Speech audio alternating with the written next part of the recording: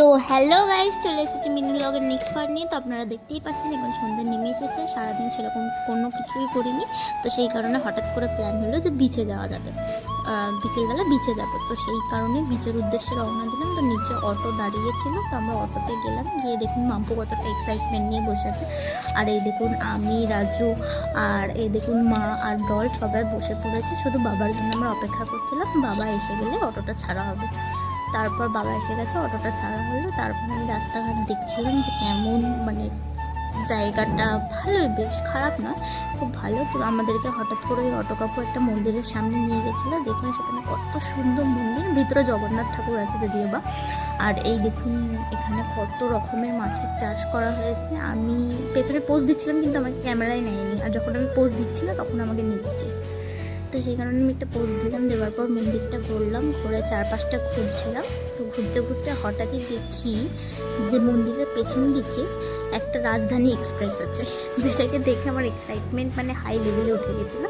যে সেই কারণে আমি, মা, ডল আর রাজু আমরা চারজন মিলে এই রাজধানীতে উঠবো বলে টিকিট কেটে আমরা মানে রেডি হয়ে পড়েছি যে আমরা ট্রেনে করে ঘুরতে যাবো।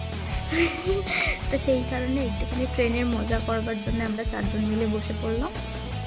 বসে দেখুন মারা আগের মানে সিটে বসে, আমরা পেছনের সিটে। তারপর আমরা উঠে পড়লাম ওখান থেকে।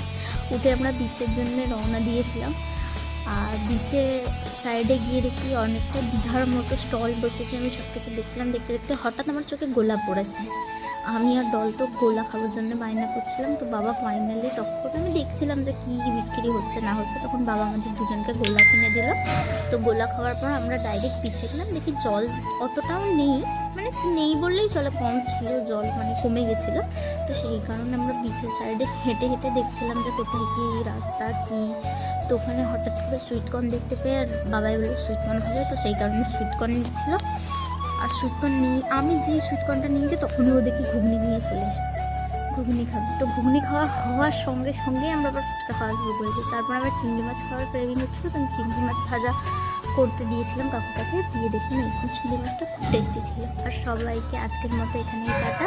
আর ব্লগটা ভালো লাগলে like, comment, share and subscribe করে নেবেন। বাই বাই, আর দেখা হচ্ছে নেক্সট পার্টে।